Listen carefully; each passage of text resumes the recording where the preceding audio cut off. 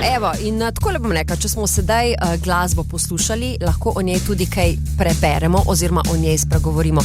Ponavadi seveda gostim glasbenike, ki predstavljajo nove komade, nove plošče, napoveduje koncerte. Danes pa je z mano kolumnist in pisatelj, ki mu tudi pisanje otroških pravljic ni tuje. Matic Slapšak, pozdravljen pri nas. Žuja. Na radiju, Enarok, prvič na radiju ba je, tako v intervjuju. Bo držalo, ja. Bo držalo, ali kako je spremenil glas? Bolj globoko. Bolj globoki, bolj pisateljski. Ok, glasba ti je zelo blizu že od nekdaj.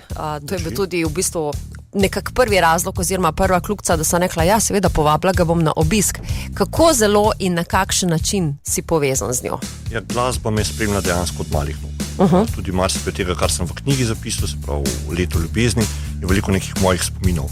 Prvi spomini na glasbene videospote, ki sem jih gledal kot otrok. Še zdaj vem, prva dva sta bila Twisted Sisters, We're Not Gonna Take It. Yes. In pa Stevie Wonder, I Just Called to Say I Love You.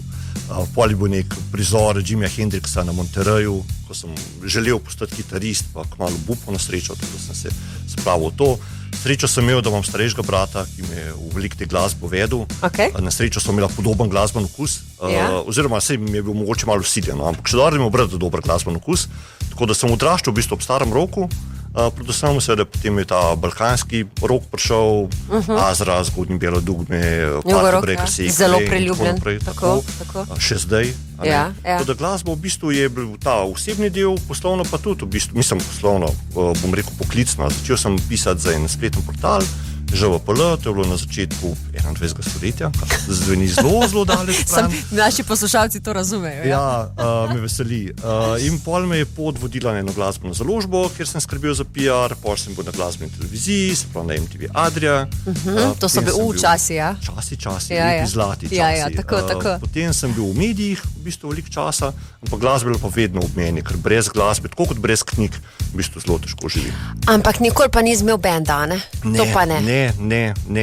Ravno zadnjič, ko sem imel predstavitev, pa me je vprašala kolegica, rekla, kakšna je pa razlika med tabo pa Adamom, torej likom v knjige.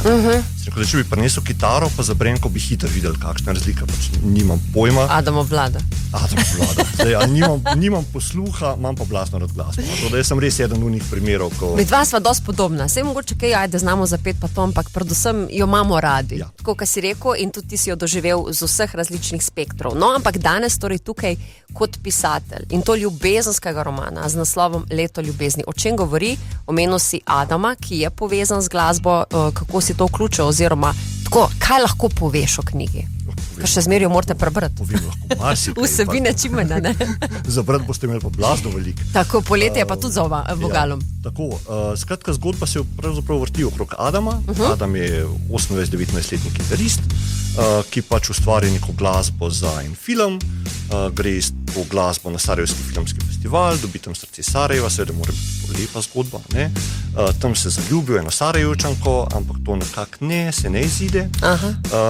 Zdaj bom že preveč povedal, ja. Ena druga še pride mimo, ja. V Londonu. Skratka, vrne se domov, ker se nič ne zgodi in ker ima malo vsega dosti in je pač polhan nečesa v sebi.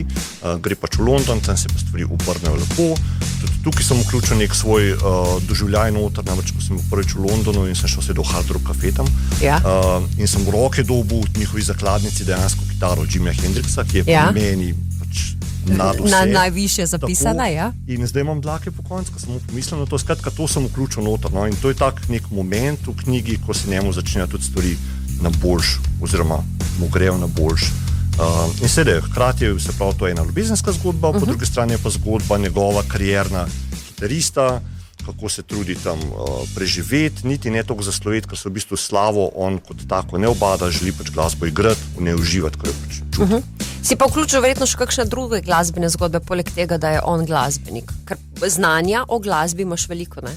Ja. In recimo London jih ponuja neskončno, Sarajevo prav tako, ne? So neki klubi, ogromno izvajalcev, knjiga je mogoče tudi zelo posebna potem, ker je notor ogromno citatov, različnih pesmi, na koncu knjige je QR koda, ker si naredil neko playlisto. Super! Dejansko lahko poslušaš zraven, ko to bereš, a ne? In je vse to noter, skratka, bilo mi je tako pomemben, pa bom rekel, vplivala na to je tudi knjiga o Drvo, ko so različni avtori napisali v bistvu kratke zgodbe na podlagi Džibonjevih pesmi. Džibonj je pač vrhunski storyteller. Sem rekel, to je pa dobro, tako bi se pa dal. S tem, da je to zelo spontano nastalo. Jaz, ko sem pisal, nisem od tega bremena, jaz pa moram citate noter dati. Ampak bil je kakšen moment, poslušal sem glasbo zraven, kar jo pač vedno, ko pišem, in sem rekel, to bi šlo pa dobro noter. Pa sem samo tako citate noter dodajal. No, se to me zanima, če si imel kaj glasbenega ozadja med tem, ko si pisal. Ja, to je definitivno moglo biti. Začel se v bistvu to vse skupaj lani v Sarajevu, eno knjigo sem prebral, neljubezensko, in potem sem razmišljal, kaj bi, ker me je pač malo tiščal. Takrat sem se odločil, da Sarajevo, ki je pač čudovito mesto, ker mi je dal toliko enih krasnih glasbenikov, lepih pesmi, bacila je Sveni za reko, recimo Dinek, so imeni ena najlepših balad sploh. In so mi začeli s računalnika Divje jagode igrati. Njihov koncert o 40-letnici iz Beograda. In to so le pesmi, čakno, to niso samo motori pa šejla, ampak to je še en kup enih fantastičnih pesmi. Okay. No in se je pač to tako začel. Divje jagode sem skoraj na repeat poslušal med pisanjem tega, otroci so imeli že poln kufar, tako da na srečo ni bilo veliko doma, ko sem jaz to pisal. Drugače pa ja, kadar pišem recimo prvi dve plošči od Iron Maiden pa Killers, sta mi imenitna spremljava tudi, Parni valjak, Bez struje plošča, tudi vrhunska, Krmata. Ti bi mogel na radiju delati. To še nisi poskusil, mogoče bi. Poskušal sem, poskusil pa ne. Zdaj pa tako, tole knjigo si dal tudi v oceno. Ja. A ne? Tlele imamo še eno kljukico, da sta res očitno knjigi dobri in sicer tako Zoranu Predinu kot tudi Hamotu. In oba sta jo pohvalila, ampak meni je bila predvsem Hamotova reakcija všeč. Če lahko malce poveš o njej. Hamota jaz smatram kot enega vrhunskega ambasadorja ljubezni, ki mu je odlično uspel ljubezen, pa tudi neko erotiko na tak zelo dober rokerski način predstaviti. Pač poznava se skozi vsa ta leta in sem mu poslal nek odlom, ki sem rekel, Hamo, bi hotel ti to malo prebrati, pa mi mogoče napisati par vrstic. Rekel, gužbam, ne moram gor dol in čez 2 dni dobim tako mail njegov, Matic, jaz sem to požaril, hitreje čevape na baš čaršija. Boš ne moreš prodati. Ne moreš. In že to mi je bilo takrat en tak potrditev, da če mi pa Hamo to reče, da posem pa naredil nekaj.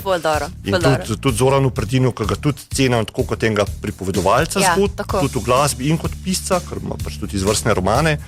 Njega je pa presenetil ravno ti citati noter, ta koda na koncu, da si lahko to posluša in pa spet je Sarajevo, vem, da je tudi Zoran navezan na Sarajevo. Blizu, ja. Tako da to je bilo tako, to sta bili že zame 2 taki lepi potrditvi. Strinjam. Ko so mi pa ženske rekle, da pa recimo knjige odložiti ne morejo, ker jih zanima, kaj še bo, s kero bo na koncu, pa sem pa tudi, da sem dobro napisal. Zdaj mi povej, kaj naprej? Nadaljevanje? Nova zgodba?